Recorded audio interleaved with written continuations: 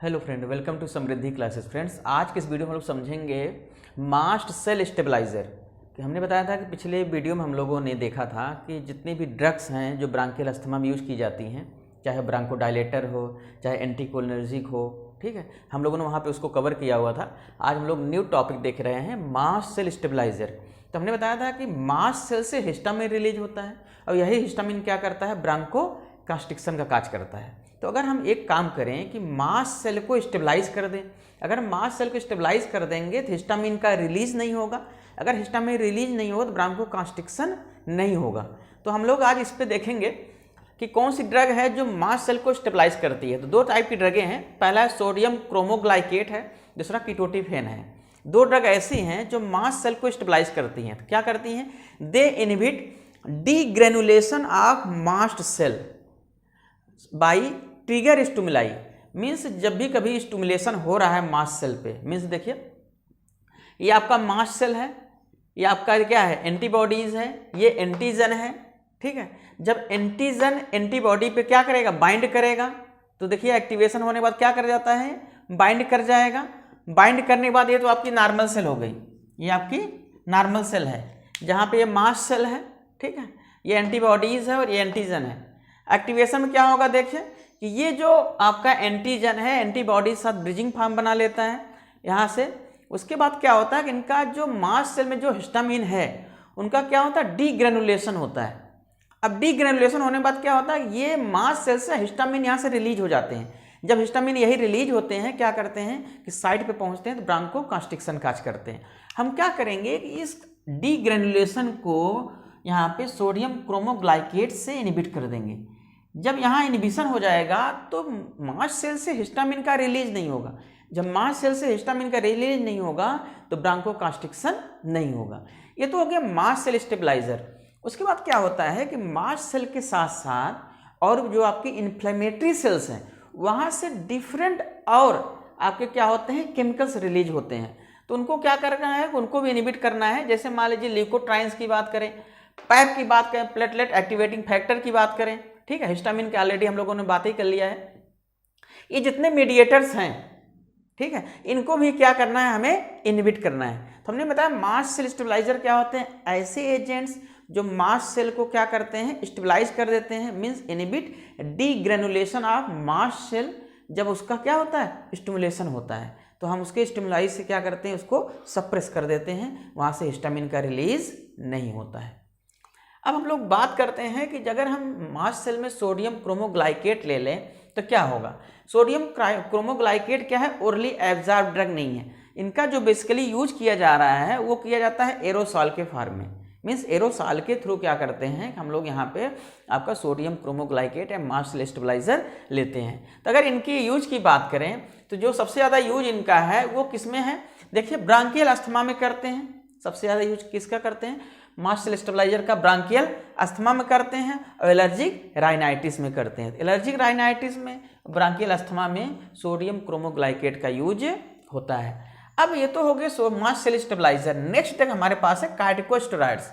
तो आप ये समझिए कार्टिकोस्टेरॉइड्स ये क्या करता है कि कोई ये ब्रांकोडायलेटर्स नहीं है।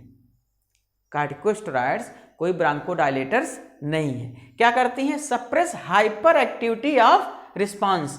अब ये क्या करती हैं कि जो हमने बताया ट्रैकिया, जो आपका ब्रांकियल जो मसल्स हैं, जो उनकी ट्रैक है जिसमें हाइपर एक्टिविटी हो जाती है, उसको सप्रेस कर देते हैं। दूसरा चीज़ क्या करते हैं, एंटीजन एंटीबॉडी इंट्रैक्शन को भी इनहिबिट करते हैं। अब आपको ये लगता है कि भाई कार्टिकोस्टेरॉइड मींस स्टेरॉइडल थेरेपी कब ली जाती है, जब कभी भी आपको जो आप ब्रांकोडायलेटर्स यूज कर रहे हैं या एंटीकोलिनर्जिक ड्रग यूज कर रहे हैं, उससे फ़ायदा अगर नहीं हो रहा है तो हम लोग लेते हैं कार्टिकोस्टेरॉइड्स। तो हमने बताया ये कोई ब्रांकोडायलेटर नहीं है। यह क्या करता है कि हाइपर एक्टिविटी, जो टिश्यू की हाइपर एक्टिविटी है उसको क्या करेगा, सप्रेस कर देगा। एंटीजन एंटीबॉडी इंट्रैक्शन को सप्रेस कर देगा। मीडिएटर्स जो रिलीज हो रहा है उनको भी सप्रेस कर देगा। अगर हम कार्टिकोस्टेरॉइड्स की बात करें यहाँ पे, तो हमें क्या करते हैं कि हम इसको एरोसॉल फॉर्म में लेते हैं, ओरली लेते हैं। एरोसॉल फॉर्म में लेंगे। एरोसॉल फॉर्म में लेने से क्या है, इसमें लेने के लिए दो हैं, अभी हम आपको और डिस्कस करेंगे, लेकिन हम यहाँ पे बात करते हैं केवल एरोसॉल फॉर्म में। तो इसमें क्या होता है कि इसमें मीटर्ड डोज इनहेलर लेते हैं। मीन्स पफ लेते हैं कि एक दिन में 2 पफ, मीन्स एक बार में 2 पफ और दिन में 4 बार लेते हैं। ठीक है, तो 1 mg ड्रग एक पफ में लेंगे तो 2 mg 2 बार में हो गए, 4 बार में 8 mg ड्रग आपको बॉडी में क्या करना है, एडमिनिस्ट्रेट करना है। ठीक, ये तो हो गया आपका पफ। अब हम बात करते हैं systemic steroidal therapy. Systemic steroidal therapy means IV root.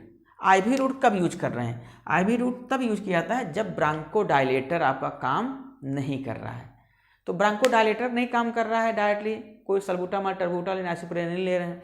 दूसरा चीज़ है इनहेलर काम नहीं कर रहा है। वो कंडीशन कौन सी है? सीवियर क्रोनिक अस्थमा है।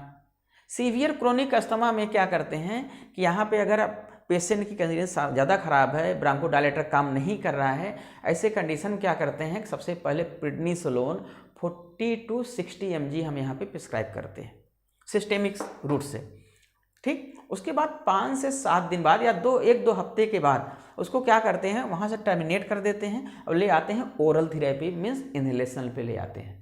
तो ये हो गया आपका सीवियर क्रोनिक अस्थमा। उस कंडीशन में हम लोग यूज करते हैं क्या, सिस्टेमिक स्टेरॉयडल थेरेपी। अब दूसरा आता है स्टेटस अस्थमा या एक्यूट अस्थमा एक्सर्वेशन। हमने बताया था जब अस्थमा की वर्स्ट कंडीशन हो जाती है, मीन्स धीरे धीरे क्या होता है, पेशेंट की कंडीशन डिक्लाइन होने लगती है। जब आपका ब्रांकोडायलेटर हो गया और आपका एरोजॉल हो गया, ठीक, इनहेलर ले रहे हैं, दोनों फ़ायदा नहीं करते हैं, ऐसे कंडीशन में हम सिस्टेमिक मीन्स IV रूट का सहारा लेते हैं। IV रूट में क्या है, इसमें ग्लूकोकार्टिकॉइड्स यहाँ यूज करते हैं। 5 से 7 दिन के बाद उसको हम लोग क्या करेंगे, धीरे धीरे टर्मिनेट करके ले आते हैं आपका किस पे, एरोसॉल पे, या आपका कह सकते हैं पंप ले आते हैं। ठीक है, तो ये 2 कंडीशन हो गई, सीवियर क्रोनिक अस्थमा हो गया, स्टेटस अस्थमा, एक्यूट अस्थमा एक्सर्वेशन हो गया। इस कंडीशन में हम लोग क्या करते हैं, सिस्टेमिक स्टेरॉयडल थेरेपी का यूज करते हैं। अब हम लोग बात करते हैं इनहेल्ड स्टेरॉइड्स। इनहेल्ड स्टेरॉइड क्या है कि high topical and low systemic action. Inhaled steroid क्या है कि हाईली क्या है, टॉपिकली है और लो सिस्टेमिक एक्शन है, क्योंकि इसमें क्या है कि आपका फर्स्ट पास मेटाबॉलिज्म का भी एक है। ठीक है, और दूसरा क्या है, inhaled steroid suppress branchial asthma. Branchial asthma को सप्रेस कर देगा, इन्फ्लेमेशन को सप्रेस कर देता है, increase peak expiratory flow rate. तो क्या होगा कि ये जो फ्लो रेट है, एक्सपायरेटरी फ्लो रेट है, उसको क्या करेगा, बढ़ा देगा। तो हमने बताया कि जब इनहेल्ड स्टेरॉयडल थेरेपी ले रहे हैं, मीन्स आप समझिए पंप लेते हैं, एरोजॉल ले रहे हैं, उस कंडीशन क्या होता है कि इनके टॉपिकली हाईली एक्टिव हैं, लेकिन सिस्टेमिक एक्शन इनका क्या है, लो है।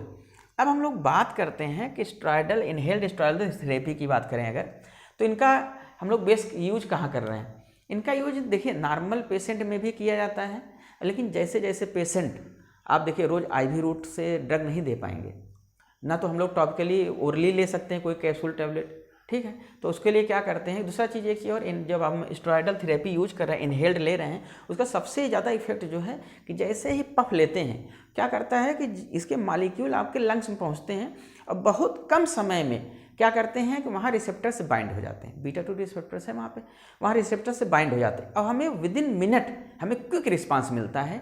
ये आपके बहुत क्रोनिक कंडीशन हो या पेशेंट जिसको बहुत ज़्यादा अस्थमा की प्रॉब्लम हो रही है, सांस की दिक्कत हो रही है, ऐसे पेशेंट के लिए हम क्या करते हैं, इनहेल्ड स्टेरॉयडल थेरेपी का यूज करते हैं। अब इनहेल्ड स्टेरॉयडल थेरेपी काम कैसे करता है, देखिए कि अगर हम बात करें कि जैसे जो एपिथेलियल सेल है उसमें क्या है कि सब मीडिएटर्स रिलीज, यहाँ पे देखिए क्या है कि अगर मीडिएटर्स का ही रोल है। सबसे पहले ये माना जाता था कि ब्रांकियल अस्थमा जो है वो इन्फ्लेमेशन के कारण होता है। इन्फ्लेमेशन कारण होने के साथ साथ इसको माना गया कि पहले हम क्या करेंगे, इन्फ्लेमेशन को सप्रेस कर देंगे।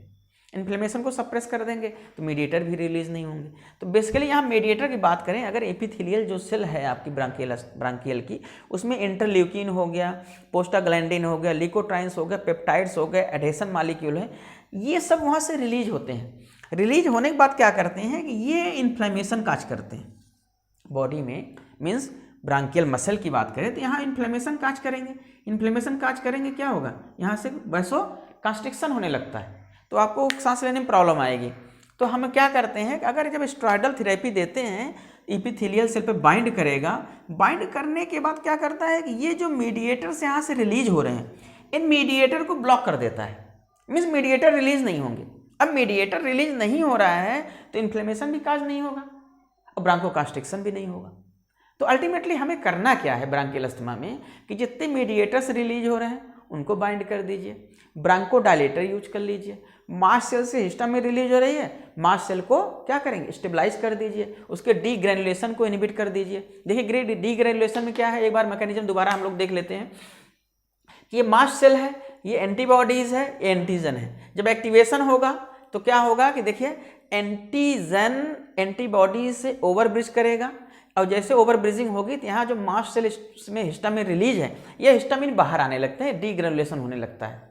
अब जब डीग्रेनुलेशन होने लगेगा, यही मास्ट सेल से जब हिस्टामिन बाहर निकलेगा तो वैसोकंस्ट्रिक्शन करता है। तो हमने बताया कि जो डीग्रेनुलेशन हो रहा है इसको आप इनहिबिट कर दीजिए, इसको आप क्या करेंगे, इनहिबिट कर दीजिए। डीग्रेनुलेशन नहीं होगा तो मास्ट सेल से हिस्टामिन रिलीज नहीं होगा और ब्रांकोकंस्ट्रिक्शन नहीं होगा।